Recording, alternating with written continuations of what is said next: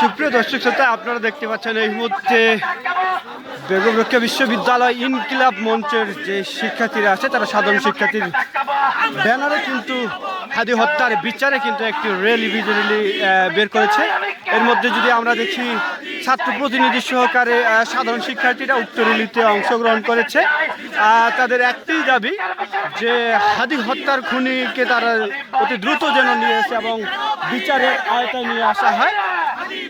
এই লক্ষ্যে কিন্তু আজকে বাদ জুমা বেরবি কেন্দ্রীয় মসজিদ থেকে মিছিলটি বের হয়ে কিন্তু এখন পর্যন্ত চলতেছে। মিছিল কিন্তু স্লোগানে মুখরিত আছে, আর স্লোগানে একটাই দাবি যে তাদের হাদি হত্যার বিচার চায় এই আন্দোলনরত শিক্ষার্থীরা।